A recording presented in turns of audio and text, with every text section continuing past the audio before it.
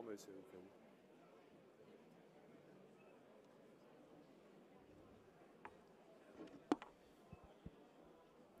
Je vais poser là si j'ai besoin.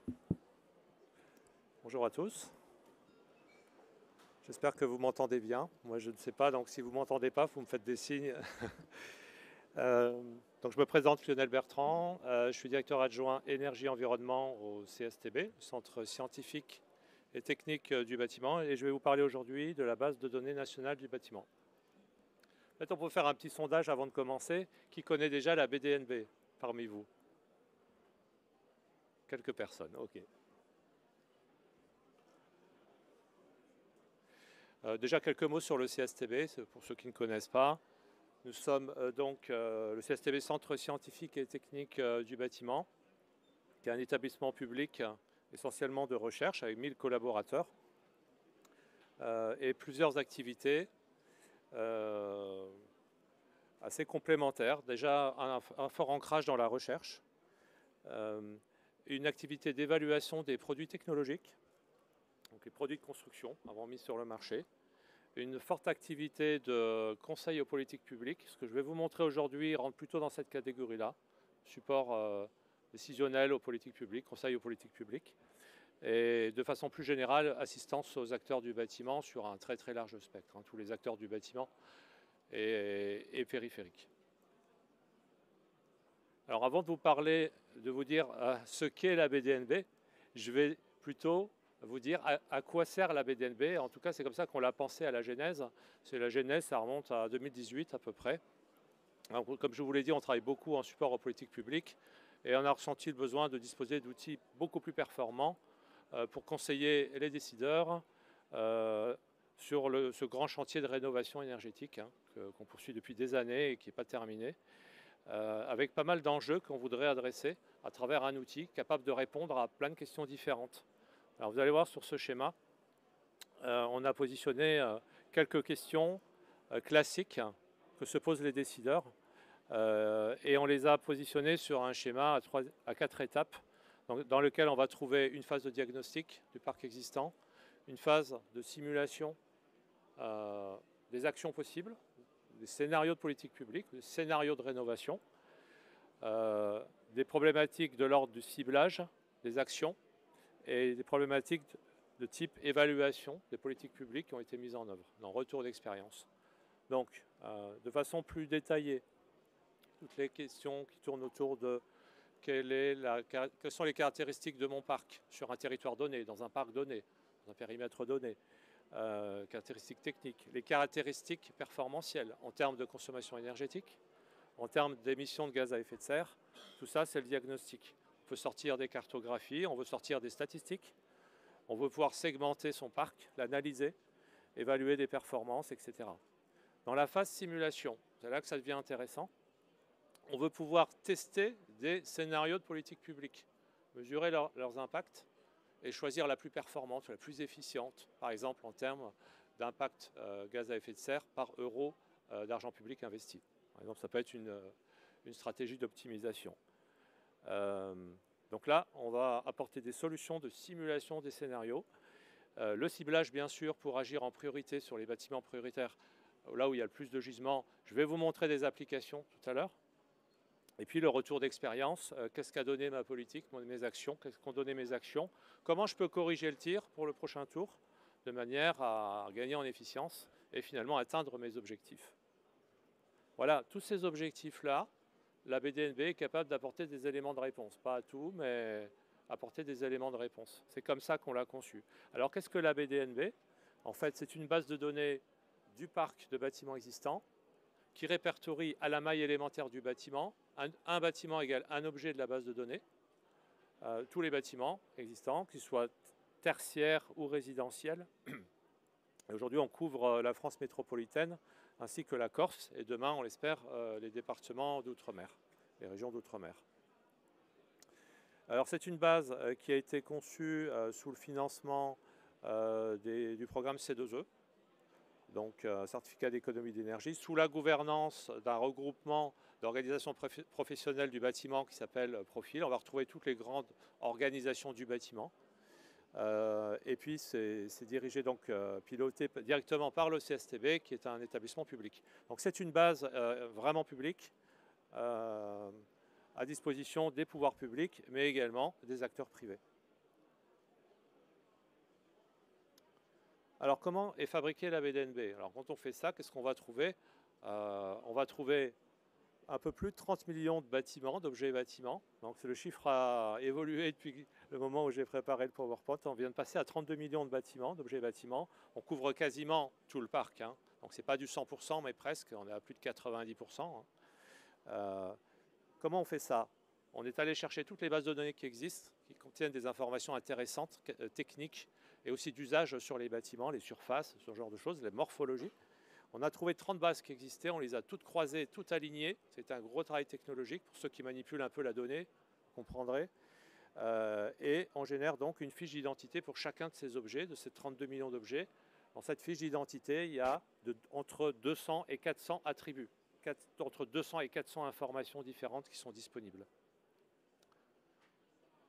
Et voilà, ça c'est la première étape, c'est le croisement des données existantes. Jusqu'à là, on a juste fait un travail de rapprochement des informations.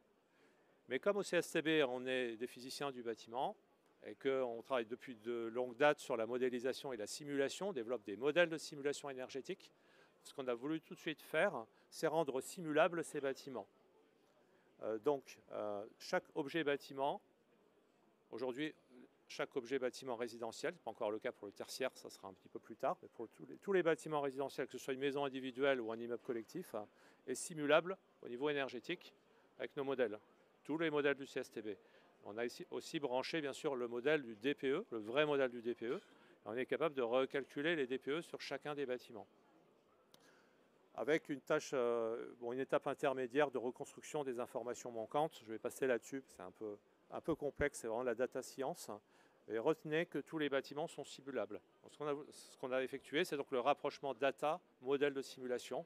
Et ça, c'est absolument fondamental dans la BDNB, cette capacité de simulation des transformations. Parce qu'à partir du moment où on modélise le bâtiment, on va pouvoir calculer ses performances en l'état actuel et après simuler des transformations et des modifications sur le bâtiment pour en estimer les performances après, par exemple, rénovation. C'est ainsi qu'on va pouvoir répondre à la question de la simulation des politiques publiques. Illustration sur un quartier de la banlieue parisienne. Image typique de ce qu'on sait en termes de DPE sur un quartier. Alors, tout ce qui est bleu, ça veut dire qu'on ne sait pas quelle est l'étiquette DPE du bâtiment. Donc quand c'est coloré avec du jaune entre le vert, le rouge, en passant par le jaune, c'est l'étiquette DPE. Donc qu'est-ce qu'on constate? Les centres-villes et les grandes artères sont très bien connus en termes de DPE parce qu'il y a de la transaction immobilière. Par contre, vous rentrez à l'intérieur, on n'a plus d'informations. Et grâce donc à la simulation par la BDNB, on a bouché tous les trous de la raquette. Vous voyez par exemple en haut à gauche, un quartier qui est très majoritairement dans les G, donc avec des épaves thermiques, des passoires, ce qui n'apparaissait pas a priori. Hein. Si on regarde les DPE existants, ça c'est les DPE existants effectués par des vrais diagnostiqueurs. Hein. Ça c'est nos simulations faites avec la BDNB. Donc on voit apparaître les quartiers prioritaires en termes d'action de rénovation. Voilà. Petite illustration. Tout ce qui reste bleu, c'est du tertiaire. Hein. Et tout le résidentiel a été doté d'un indicateur étiquette DPE.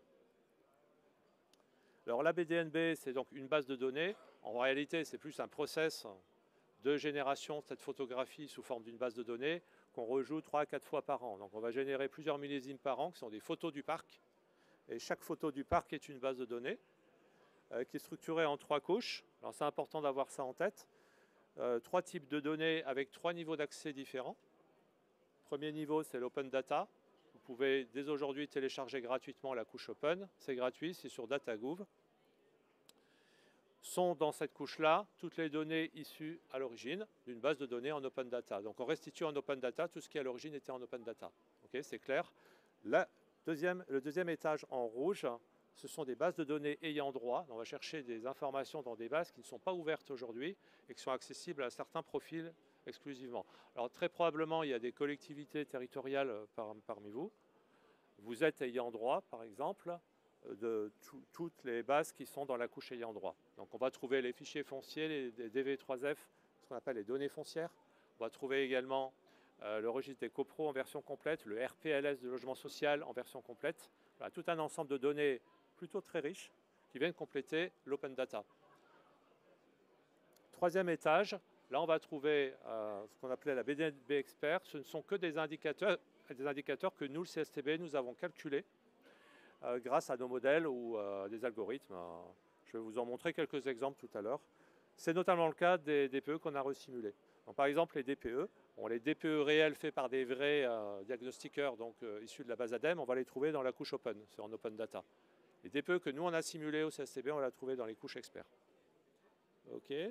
Qu'est-ce qu'on a comme type d'information dans une fiche d'identité bâtiment?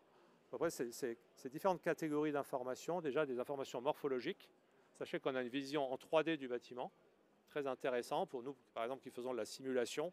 On calcule la course de soleil, les effets d'ombrage, etc. grâce à ça. Donc c'est très riche, très précis. Des informations sur les modes d'usage et de propriété des bâtiments, en type d'usage hébergé, et également les statuts de propriété, locataire, propriétaire, locataire, occupant, bailleur, etc. Les matériaux utilisés, plutôt les matériaux d'enveloppe, couverture, façade. Les équipements techniques qui nous intéressent, bien sûr, tout ce qui est énergétique, HVAC, chauffage, ventilation, ECS, climatisation, tous les équipements consommateurs d'énergie.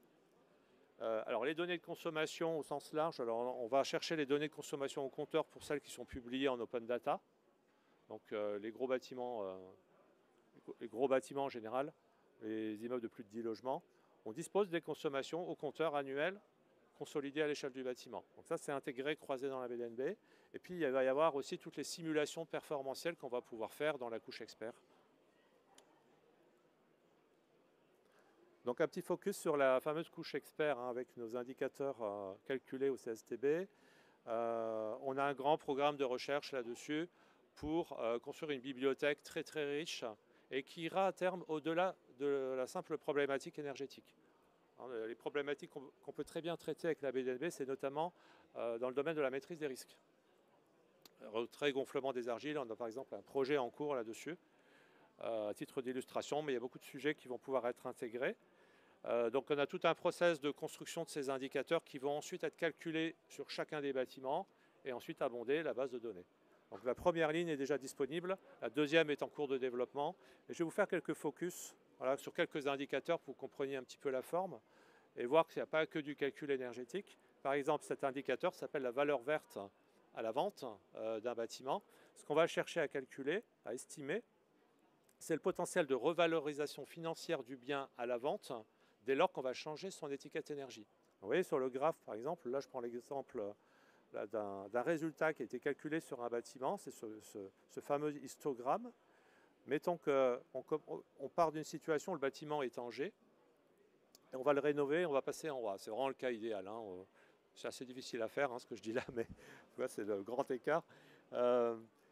Donc là, ça veut dire qu'on va pouvoir espérer une revalorisation de 14 plus 11, 25% sur le marché. Ça, c'est un pur traitement statistique qui est fait à partir des statistiques de vente. Donc ça est calculé sur chacun des bâtiments résidentiels aujourd'hui.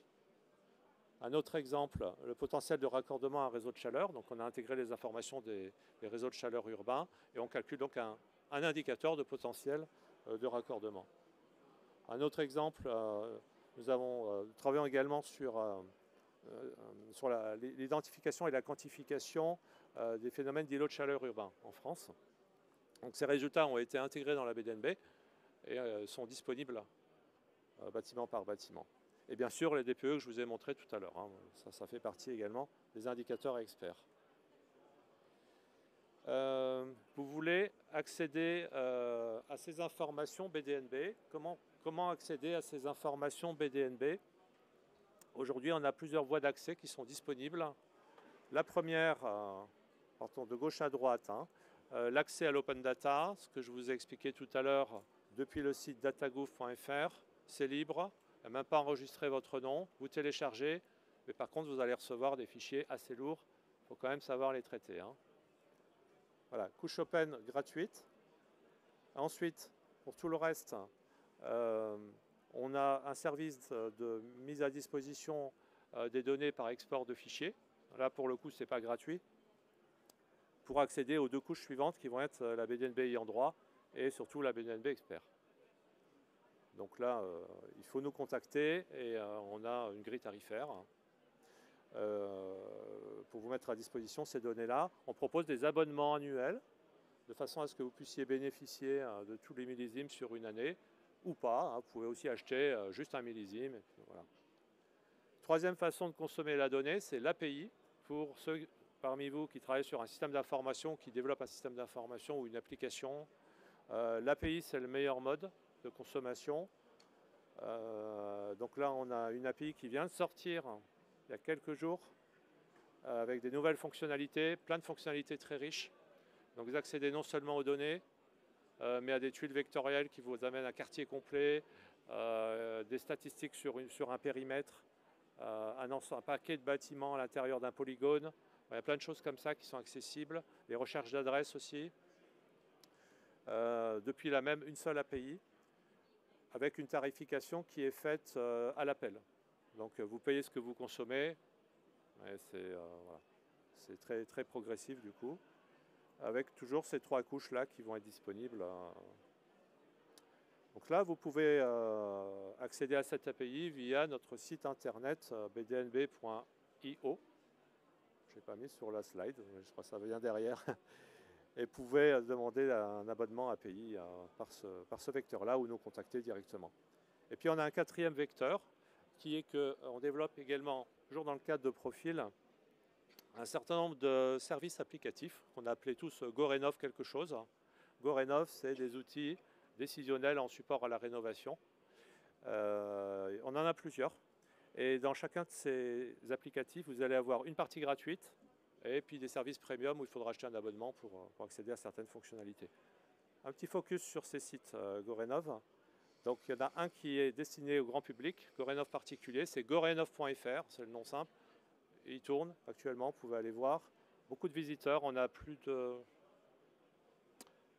doit être entre 20 et 30 000 visites par mois à peu près, pour donner un petit peu la fréquentation du site, c'est déjà pas mal. Enfin. Un autre site GoRénov qui est dédié cette fois aux bailleurs sociaux. Ensuite, un qui est en cours de construction à l'attention des collectivités territoriales. Je vais vous faire un petit focus tout à l'heure parce que peut-être parmi vous, il y a des collectivités. Et puis il y a un autre en cours de construction également, dédié aux bâtiments tertiaires et plus particulièrement à l'application du décret tertiaire. Alors le site GoRénov Territoire, vous voyez un petit peu l'ergonomie. Vous sélectionnez un territoire.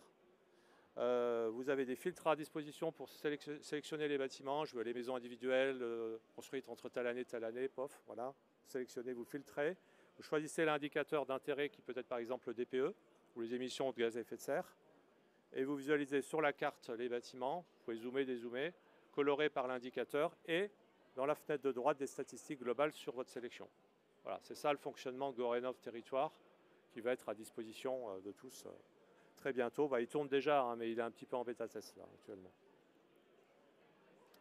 Bon, en plus de ça, nous on propose pour ceux qui en ont besoin des traitements spécifiques, parce que des fois on nous commande des traitements spécifiques, ça peut être des statistiques, ça peut être des choses beaucoup plus compliquées, ça peut être des simulations de scénarios, des choses comme ça. On fait ça en laboratoire, là c'est vraiment des commandes sur mesure.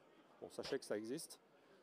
Je vais passer là-dessus sur les statistiques d'utilisation qui sont très fortement en croissance, hein, que ce soit nos outils ou nos données sont de plus en plus utilisées. Ça, c'est même plus à jour parce que je vois c'est la photo d'octobre. Aujourd'hui, on a plus de 7000 téléchargements, je crois, sur la BDNB Open, hein, pour vous donner un ordre d'idée. Voilà. J'avais quelques visuels à vous montrer pour finir, mais je vais peut-être m'arrêter pour laisser la place aux questions s'il y en a. Je vais juste vous en montrer un. Et celui-ci que je trouve intéressant. On a fait la simulation. Que se passerait-il si on rénovait les 20% de bâtiments sur lesquels il y a le plus de gisements, hein, rénovation globale sur 20% du parc de bâtiments, là où il y a le plus de gisements. Résultat, on a tout calculé, un bâtiment par bâtiment, on saisit 50% du gisement potentiel en termes d'émissions de gaz à effet de serre pour la France. Alors ça, c'est le genre de calcul qu'on peut faire avec la BDNB, vous voyez, qu'on ne pouvait pas faire avant.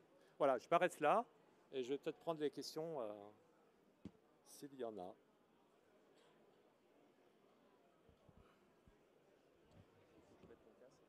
Juste, bonjour. Juste pour confirmation, parce que vous parlez de modèles de simulation, donc vous créez une espèce de cartologie, graphologie des bâtiments et des DPE qui n'ont pas pu être récoltés, du coup vous allez simuler par rapport à la fonction des bâtiments, si j'ai bien compris, pour donner une information territoriale. Mais du coup, d'une certaine manière, je comprends aussi que vous, je peux me tromper, c'est ma question en fait, vous proposez aussi par typologie de bâtiment un système d'amélioration du bâti, c'est ça? Parce que vous parlez de... Ou je me trompe dans la simulation et l'évaluation? Non, mais le service de base qu'on peut produire à la BDNB, c'est d'abord de simuler des transformations en fait. Voilà, Donc, c'est ça première vraiment. étape, on va construire le modèle du bâtiment, mais vraiment un modèle physique. J'insiste là-dessus, Type. vraiment, ça change tout. Donc on modélise le bâtiment physiquement, on modélise, on calcule grâce à ce modèle la performance en l'état actuel. Et une fois que le modèle est là, vous pouvez vous dire par exemple, qu'est-ce que se passe-t-il si j'isole la toiture terrasse avec tel niveau d'isolation? On va relancer le calcul et recalculer les indicateurs d'intérêt qui peuvent être le DPE, mais autre chose, ou la consommation d'énergie, etc. Et ça, on vous l'achète. Et ça, cette information-là, vous la vendez, c'est ça? Ça, on la vend, oui. Oui, non, c'est pour... Alors, on la vend de deux façons. Il y a des scénarios standards qui ont déjà été simulés sur toute la France. Donc la rénovation globale est simulée sur toute la France. On va bientôt avoir les rénovations geste par geste simulées sur toute la France. Puis après, simuler un scénario de politique publique, là, ça c'est vraiment une demande hors standard, on va dire. Oui, voilà. Mais on sait le faire. Mais voilà, le cœur du métier, c'est ça. Oui. C'est ça, c'est l'apport un peu de notre côté un peu physicien. Voilà, Donc, on est à la fois data et à la fois physique. Merci.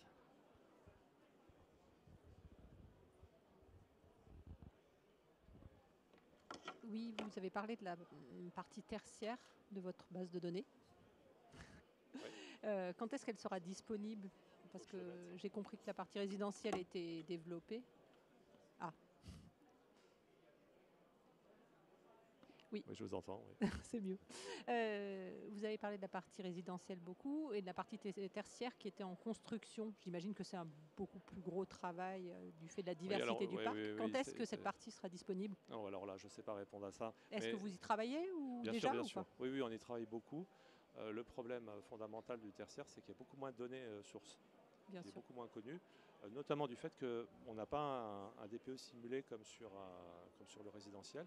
Parce que vous savez, ce qui alimente beaucoup la connaissance du bâtiment, c'est les données d'entrée du calcul de simulation du DPE que nous, on va récupérer. Donc ça, on ne va pas pouvoir en bénéficier sur le tertiaire.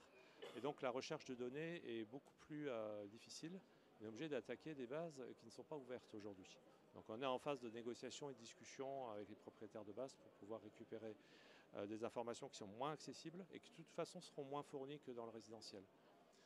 Mais notre objectif, c'est de reconstruire à peu près la même chaîne, c'est-à-dire une couche data et une passerelle data simulation pour pouvoir opérer le même type de traitement. Pas avant un an, je dirais. Ok. Je ne peux pas m'engager sur la date, mais c'est à peu près ça. D'accord, merci.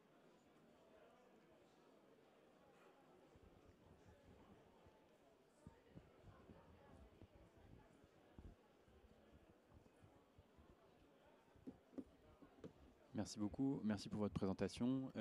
Juste une question sur la capacité à évaluer les consommations énergétiques réelles avant et après rénovation à travers votre base. Est-ce que c'est des données que vous avez et que vous pouvez aussi montrer à l'intérieur de cette base? Parce que ça permet aussi d'évaluer l'impact, vous simulez des rénovations, mais est-ce que la base est en capacité aussi d'évaluer l'efficacité de ces rénovations et la consommation après rénovation éventuellement?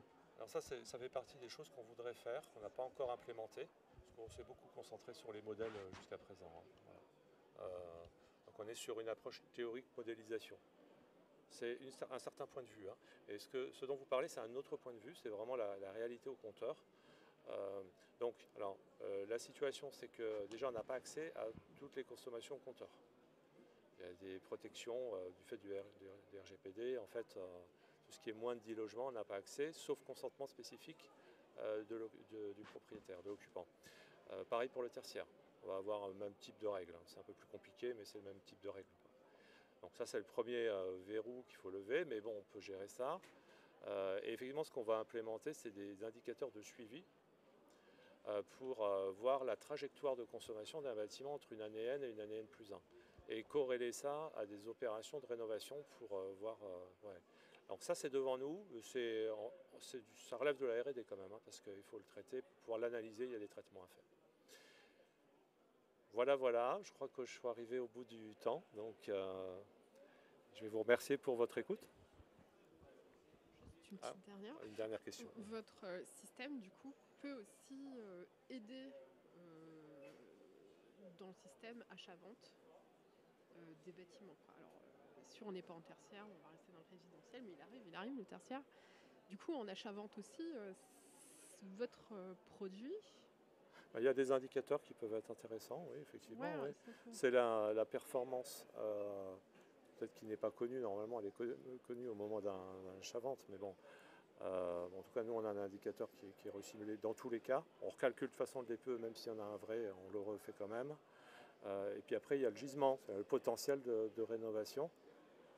Entre deux bâtiments qui sont F, pas forcément le même gisement d'économie d'énergie après rénovation. Vous appliquez un scénario de rénovation globale, vous n'allez pas forcément arriver à la même étiquette. Donc ça, c'est des informations un petit peu cachées qu'on peut révéler effectivement avec l'outil. C'est le système d'entonnoir, mais disons, on peut rendre un acheteur ou un vendeur plus ou moins autonome avec ce produit-là dans la première phase d'intérêt, on va dire. Alors il n'est pas fait pour ça, hein. Nous on a conçu cet outil plutôt pour travailler sur des grosses masses de bâtiments. Donc, quand on raisonne à l'échelle d'un bâtiment unique, on va apporter quelques informations qui ne seraient pas connues, ça ne va pas beaucoup plus loin. Voilà. Mais là où ça devient puissant, c'est quand on travaille sur des milliers, voire des millions de bâtiments, parce que là vous allez sortir tout de suite des analyses, des statistiques qui sont extrêmement précises. Ça provient de données issues de chaque bâtiment élémentaire, vous voyez, donc c'est très précis. Pour un bâtiment donné, bon, c'est vrai qu'on alimente des chaînes, par exemple, de simulation de rénovation pour un bâtiment donné. Ça permet d'initialiser un petit peu le profil du bâtiment, récupérer la morphologie, des choses comme ça. Ça aide un petit peu, mais encore une fois, ce n'est pas fait pour ça. C'est pas là que la BDNB donne toute sa puissance. Voilà. Eh bien, écoutez, je vous remercie beaucoup. On va s'arrêter là. Merci pour votre attention.